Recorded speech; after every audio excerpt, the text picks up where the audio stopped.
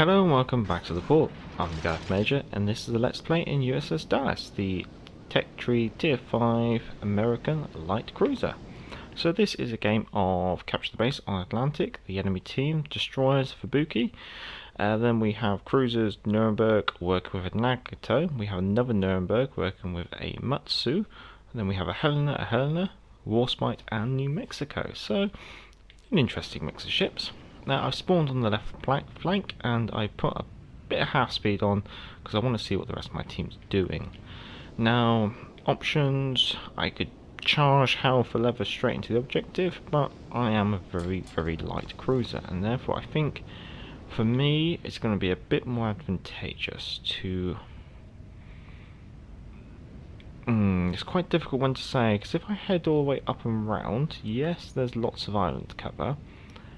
However, it means that this whole area here is completely open to, say, an enemy DD to push through. However, it does look like the enemy is already starting to get into some positions around the centre, and it's early games, so we might as well get a couple of shells down range. Now I'm just watching the ships come up. It looks like the enemy's completely conceded the southern quarter of the map. However, it also looks like our team has also partially conceded that as well. So we don't think we're going to be pushing through that gap. And also, it looks like the enemy's pushing quite hard on this flank. If we can find a nice spot where we drop off, like here. But there's a nice bit of island, then we might see what we can do. Now we're going to get that spotter aircraft up, so that means then we have some spotting for us as we shoot the Nagato over the cliff. Now we'll just aim in, I've got to aim a little bit higher. I want to be aiming at the deck line and probably aiming for it to land on the superstructure. Now we're just backing up just to make sure that we still have enough island in order to actually have cover but also shoot over. We possibly have victim number 2, the Matsu, as well. So they're destroyer spotted, so I know that this gap here that we're in is not going to be rushed by the Fubuki. Nagato's popped back in, and so we can get another volley down range. So even at 12 kilometers range, we've still got some good clearance of the island with our shells. Probably say about 200 meters. Nagato is now moving himself into a lovely position where we can strafe him as he moves along out this way. Now this would be a perfect moment to have torpedoes, but unfortunately due to American doctrine in the 1930s, the cruisers from Tier 5 upwards do not come with torpedoes. Now the reason being is that the doctrine, well, the official statement is destroyers are your torpedo boats, cruisers should not be firing torpedoes or getting into torpedo range, therefore they shouldn't carry torpedoes. Secondly, torpedoes are, well, very explosive and are contained in groups on the deck. Therefore, if they get hit, then you could suffer from a catastrophic explosion on the deck. Now, the unofficial side of it is you have the Washington Naval Treaty in 1922, where cruisers are limited by displacement of 10,000 tons. Well, if you don't have torpedoes, you don't have to have a torpedo launcher, you don't have to have the associated mechanisms, but then also you don't have to have the ammunition for it. So it means you get all this space and you get all this weight saving. And with all that weight saving, you save displacement, and therefore you can use that displacement for something else, like armour, or guns, or engine or fuel spaces, so it's an interesting mix. So the Nuremberg's probably not got long to live. Yeah, he's gone. So the enemy, let's see what we got. So the enemy's made a big ball in the base the last time we saw them. We've got a big ball over here though, which I don't like, and I will... We have more than enough pressure being applied in this flank. I don't want to overbake it, because if we're all over here, it's going to be very easy for us to get cornered if that enemy force in the centre, their objective, pushes hard this way. So I'm backing up, and I think I'm going to relocate more centrally, especially considering the Fubuki is still alive. There's too much of a gap in that centre for the Fubuki just to rush up. So I'm going to go see if I can close it off, and it also means that I'm going to be giving this Matsu a bit of an escort against a destroyer.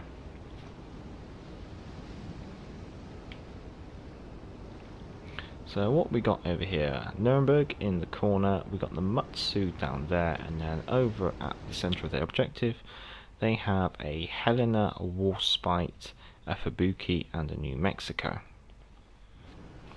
It's always nice to know what you're dealing with before you get there, because then you don't run into any nasty surprises. And also it's good to always have a general idea, because you can see from the last named positions they're all pointing off towards the east.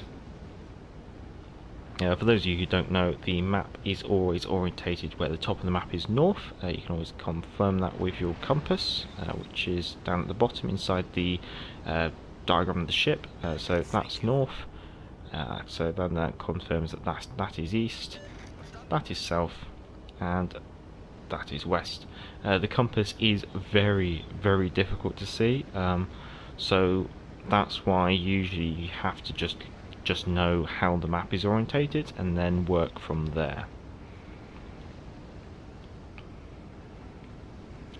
So I think the Nuremberg's gone.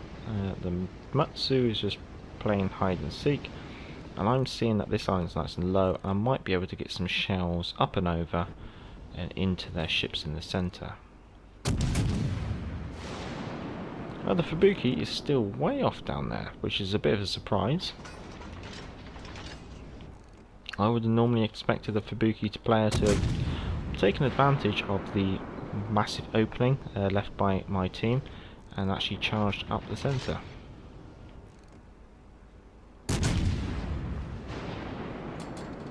So I'm picking on the New Mexico, the last ship of the line.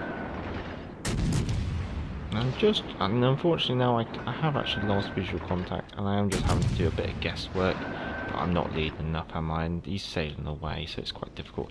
However, the Helena is actually in view, but you'll see how far I have to actually lead these shots in order to actually hit a target at this range of 14.4 kilometers. So even 2.5 pips isn't enough, I'm going to have to extend it a bit more. Although he's now moved in. So I think we've found a nice place now, so we can pitch up the tent, get the barbecue on, get the marshmallows on. So I've lost my spotting and I don't have any aircraft, however there's the Helena again. Now we could chance a bit of AP. You never know. Oh, of course, and as soon as I load AP, he turns bow on, so I'll switch back to high explosives. I'll switch back to AP. I'm predicting that he's going to turn broadside on, like he has. Get the AP out. I'm going to back up a bit, just to make sure that I don't lose him behind. Ah, there we go. Ooh.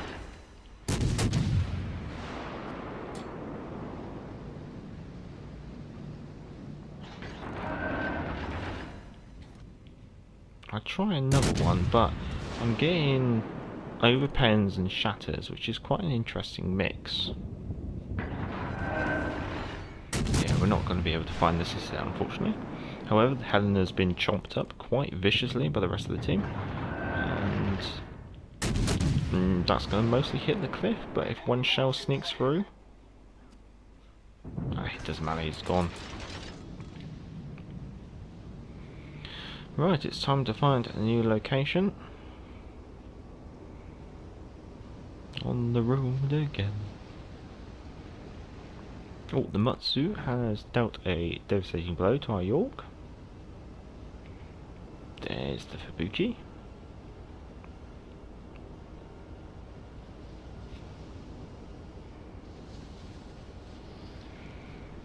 So I have to be a little bit cautious, bearing in mind the Fubuki and there is that spotter aircraft.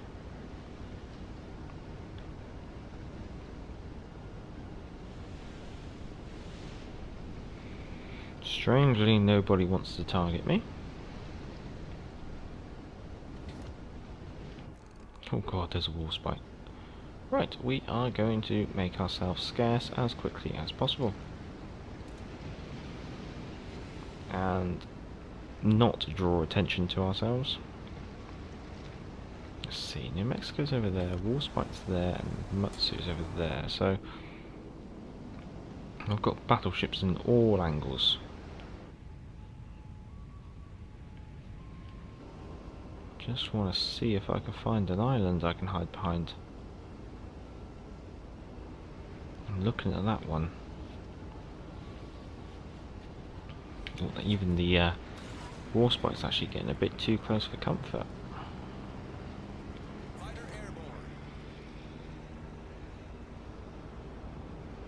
Just trying to turn away from the Warspite. Now, if the Warspite opens fire on someone, then I may take advantage, knowing that he has a reasonable reload. I should be able to sneakily fire a volley and then disappear before he can retrain his target on me.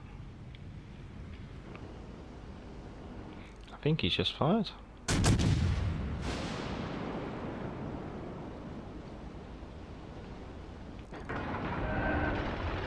So just trying to get back behind the friendly Matsu, just so I'm not the tip of the spear, because if I'm the tip of the spear then I'm going to end up getting shattered.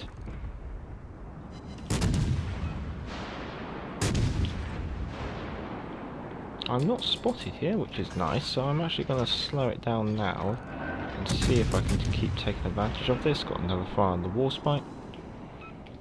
I'm thinking actually I want my bridge a bit further forward. Maybe that should do it. Yeah, that's done it. So when it comes to the spotting mechanics, it's the highest armoured point on your ship to the enemy's highest armoured point on their ship. That's basically how it works. That's like the spotting nodes. So on the Warspite, that's probably going to be up on the main mast as the basically almost like the crow's nest, I guess you could say. And then on the Dallas, it's that front range finding device on the bridge. So when it comes to obscuring your ship, it's about making sure that your bridge is hidden. It doesn't really matter too much about the arse of your ship. You can probably get away with having that hanging out as long as your bridge is not in direct line of sight to the enemy's bridge. So we're getting quite a few shatters, but shatters don't matter. Well, shatters don't do damage, however they do have a chance of causing a fire. And there we go. So the enemy is down to just 2 ships, and that would be the New Mexico and the Fubuki.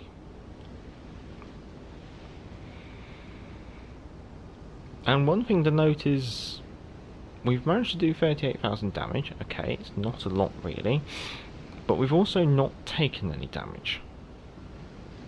So the entire time that we've been dealing all this damage to the enemy, we've been able to do it without being fired upon.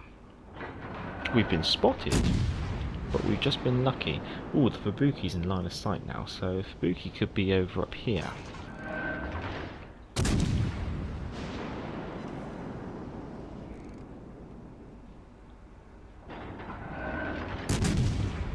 So the clock's counting down. I don't think we're gonna capture the base, and don't think we even have time to kill off the New Mexico.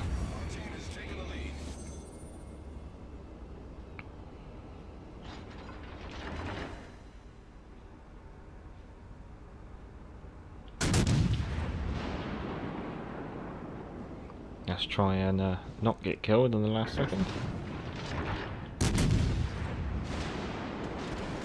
There we go. Don't want to damage our record.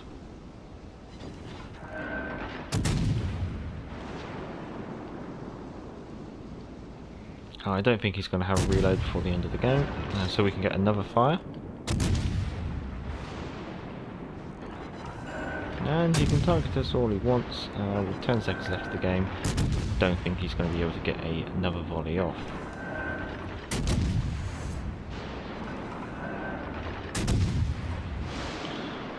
Well, that was an amusing game. I think it shows some of the tactics of getting behind islands. Only 42,000 damage, so it's not a high damage game, but we got 2 kills and 168 hits on target.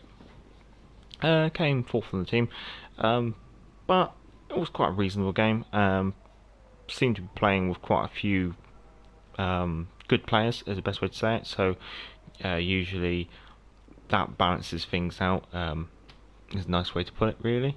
Looking at the other team, yeah, most of those ships in the top of the table, we saw them, they did quite well.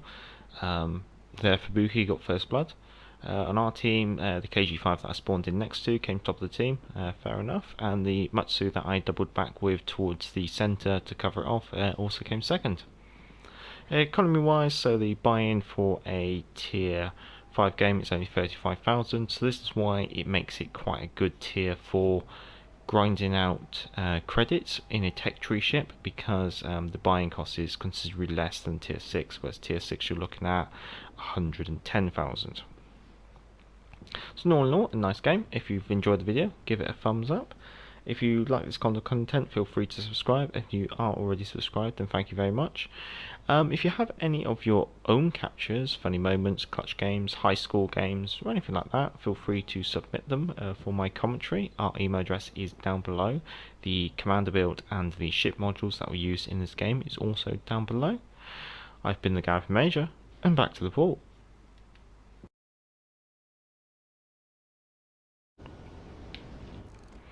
So our Mahan has decided he's going to join the People's Front of Judea's crack suicide squad and is pushing in, and there we go.